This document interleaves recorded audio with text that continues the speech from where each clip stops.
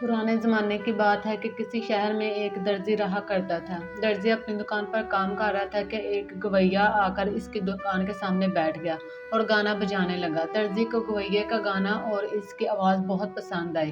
दर्जी ने गवैये से कहा कि आज की रात तुम मेरे साथ मेरे घर पर चलो, मैं तुम्हारा गाना भी सुनूंगा और जो कुछ मुयस्सर होगा तुम्हें इनाम भी दूंगा। शाम होते ही दर्जी घर जाने लगा तो वादे के मुताबिक गवैया भी दर्जी के साथ चल पड़ा।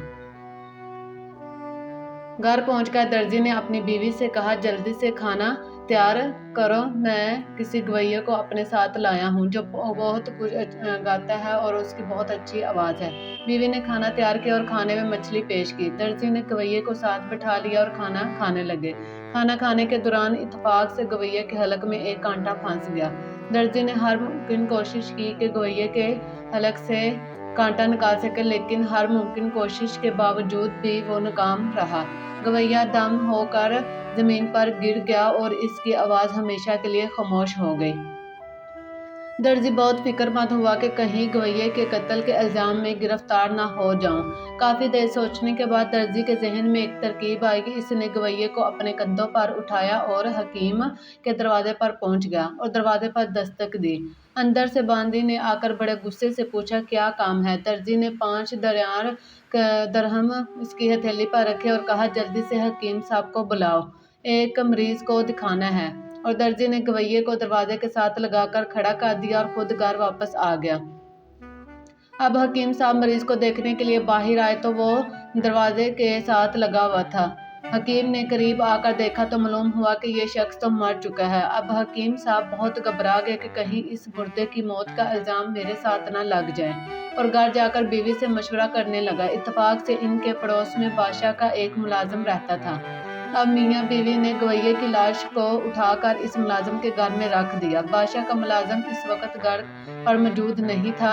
आधी रात गुजरने के बाद जब बादशाह का मुलाजिम घर आया तो इसने देखा कि कोई शख्स दीवार के साथ खड़ा है। इसने समझा कि शायद ये कोई चोर है। इसने न आओ देखा न तो इस मुलाजिम ने एक डंडा उठाया और गवैये की लाश को मारने लगा। गवैये की लाश जमीन पर गिर पड़ी। मुलाजिम ने जब करीब जाकर देखा तो इसे पता चला कि ये आदमी तो मर चुका है। मुलाजिम बहुत घबराया और इस गवैये की लाश को उठाकर बाजार की किसी दुकान के सामने रख दिया। इत्तेफाक से एक सरंगी सुदागर किसी दावत से होकर वापस आ रहा था। जब इसकी नज़र गवैये पर पड़ी तो इसने सोचा कि शायद कोई चोर दुकान का ताला तोड़ा है। चनाचा वो शोर करता हुआ दौड़ा और डंडा उठाकर गवैये की लाश को मारना शुरू कर दिया। लाश नीचे गिर पड़ी और शोर सुनकर कुछ अहले मोहल्ला और सिपाही वहां पर जमा हो गए। गवैये की लाश को देखकर सिपाहियों ने फरंगी को गिरफ्तार कर लिया और इस लाश के साथ फरंगी को काजी की अदालत में पेश कर दिया। काजी साहब ने जब मासूम गवैये की लाश देखी तो फरंगी को कातिल करार दे दिए कर फांसी का हुक्म सुना दिया। सारे शहर में मुनादी कर दी गई कि कल एक गवैये के कत्ल के इल्जाम में एक फरंगी सुदागर को फांसी दी जाएगी। लोग जोक तोक फांसी देखने के लिए इकट्ठे हो गए। अभी फरंगी को फांसी नहीं दी गई थी कि बादशाह का वो मुलाजिम आगे बढ़ा और कहने लगा, इस रवैये का कातिल ये फरंगी नहीं, मैं हूँ। जब काजी ने यह बात सुनी तो मुलाजिम को गिरफ्तार करने का हुक्म दिया। अब फरंगी की जगह बादशाह के मुलाजिम को फांसी होना थी। इतने में हकीम साहब आगे बढ़े और कहने लगे कि बादशाह का ये मुलाजिम बिल्कुल बेकसूर है। अब काजी साहब ने हकीम साहब को गिरफ्तार करने का हुक्म दिया। इतने में दर्जी ने अपना सर निकाला और कहा, हजूर ये सब बेकसूर हैं, ये गवैया तो मेरे हाथ से मरा था। अब काजी साहब परेशान हुए कि ये माजरा क्या है। चनाचा काजी साहब ने इन चारों को इस लाश के समेत बादशाह की खिदमत में पेश कर दिया और कल मुकदमा की कार्रवाई पेश की। बादशाह ने जब सारी बातें सुनी तो बादशाह ने कहा कि तुम सब अपने अपनी दास्तान जिंदगियां बयान करो। अगर तुम्हारी दास्तान इस गवैये को दास्तान से अलग हुई तो मैं तुम सबको रहा कर दूंगा, वरना तुम सबको इस गवैये के कत्ल के इल्जाम में फांसी पर चढ़ा दिया जाएगा। सबसे पहले फरंगी सदा करने लगा, अपना किस्सा बयान करना शुरू किया। वो कहने लगा, बादशाह सलामत, ना मिस्र का रहने वाला हूँ, एक सुदागर हूँ। मेरा बाप आर्ट का काम किया करता था और मेरे बाप के बाद मैंने भी यही पेशा अख्तियार कर लिया। एक रोज एक नौजवान घोड़े पर सवार होकर आया और गंदम का नमूना दिखाकर मुझसे दाम दरियाफ्त करने लगा। मैंने इससे दारहम से من بتایا تو وہ مجھ سے کہنے لگا کہ اگر کوئی خریدار ہو تو فلاں سرائے میں آ کر مجھ سے معاملات طے کر لینا۔ اس کے بعد میں انصاف کو لے کر نوجوان کے پاس سرائے میں پہنچا تو انصاف سوداگروں نے اس نوجوان کا سارا سامان خرید لیا، جس کی قیمت تقریباً 20,000 درہم تھی۔ اس نوجوان کو دے دی گئی۔ اس نوجوان نے 1,500 درہم میرا حصہ میرے حوالے کر دیا اور باقی رقم بھی دے کر میرے پاس امانت رکھوا دی۔ اس کے بعد 1 مہینے تک وہ مجھے نہیں ملا۔ پھر ایک روز بازار میں ہماری ملاقات ہو گئی تو میں نے اس سے تقاضا کیا کہ اپنی رقم لے جاؤ اور اس نے مجھے ٹال دیا۔ اس کے بعد 1 سال تک مجھے اس کی صورت نظر نہیں آئی۔ اس کے کچھ عرصہ کے بعد میں نے اسے دیکھ لیا۔ وہ بہت بری حالت میں تھا، پھٹے پرانے کپڑے پہن کر گھوڑے پر سوار ہو کر کہیں جا رہا تھا۔ میں نے اصرار کیا تو وہ میرے گھر آیا۔ مجھے جو میسر تھا میں نے کھانے کے لیے پیش کیا۔ اس وقت میری حیرت کی انتہا نہ رہی جب میں نے دیکھا کہ وہ بائیں ہاتھ یعنی الٹے ہاتھ سے کھانا کھا رہا ہے۔ میں نے وجہ دریافت کی تو اس نے اپنا دایاں ہاتھ آستین سے نکال کر مجھے دکھایا جو کٹا ہوا تھا۔ بادشاہ نے فرنگی کا یہ واقعہ سنا تو پوچھنے لگا وہ نوجوان کون تھا اور اس کے ساتھ ایسا کیوں ہوا؟ فرنگی کہنے لگا بادشاہ سلامت، وہ ایک تاجر کا بیٹا تھا اور تجارت کے سلسلے میں مصر گیا۔ وہاں اس نے اپنا کپڑا مختلف دکانوں پر رکھوایا اور ہفتہ وار اپنا منافع لیا کرتا تھا۔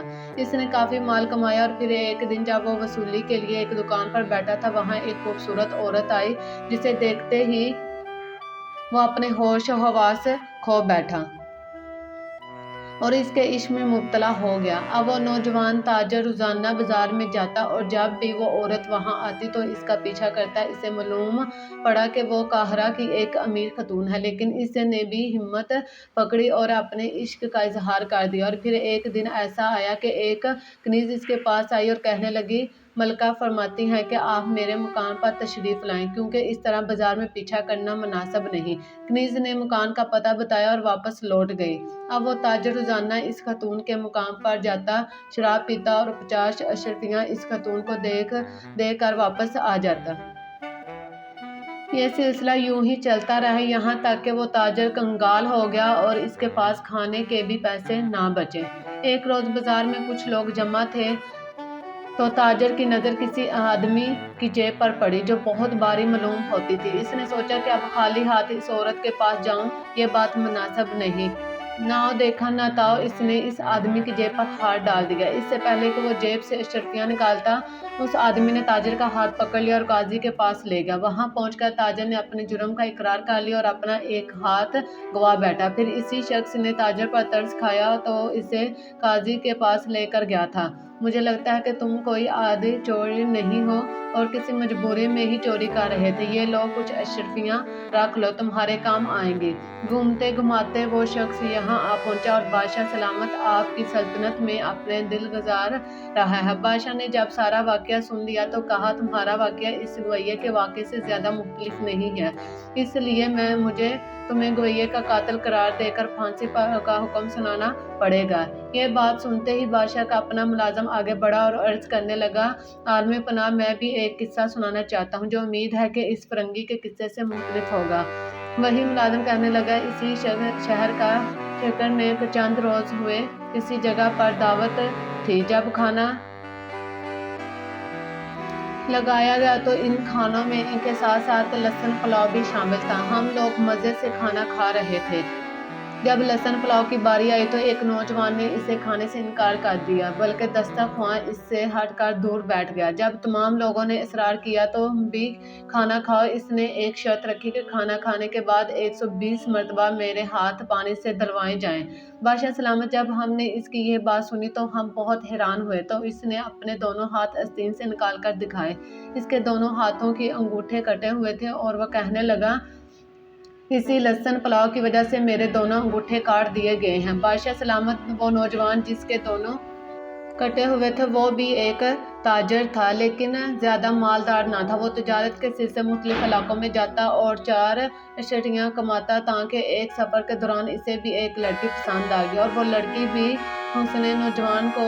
اس نوجوان کو چاہنے لگی۔ اتفاق سے اس لڑکی کا تعلق شاہی خاندان سے تھا۔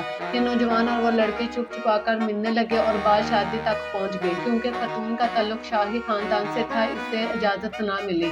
گھر والوں سے لڑ جھگڑ کر اس خاتون نے نوجوان سے شادی کر لی اور ہنسی خوشی रहने लगे। चनाचा एक रात खाने में जब इसके सामने लहसुन पुलाव आया तो वो इस पर टूट पड़ा और भूख पेट भर कर खाया, और शाम को जब अपनी बीवी के पास गया तो इसको तूने शोर मचा दिया, दूर हट जाओ, दूर हट जाओ। अब वो आदमी हैरान और परेशान था कि इतने में कनीजें भी आ गई और शोर का असबाब पूछा। इस नौजवान की बीवी ने कहा कि इस शख्स को किसने कहा कि लहसुन पुलाव खाए, हाथ भी ना धोए और मेरे पास से चला आए, इसे दूर ले जाओ, बदबू से मेरा दिमाग फटा जा रहा है, इसे इसके ये की सजा जरूर मिलेगी। चनाचे इसने नौजवान के दोनों हाथ और पैरों के अंगूठे कटवा दिए और अहद दिया कि आइंदा जब भी लहसुन पुलाव खाएगा 120 मरतबा साबुन से हाथ धोएगा। मुलाजमा की कहानी सुनकर बादशाह ने कहा, तुम्हारी कहानी भी इस गवैये की कहानी से ज्यादा मुख्तलिफ नहीं, तुम्हें भी मौत की सजा दी जाएगी।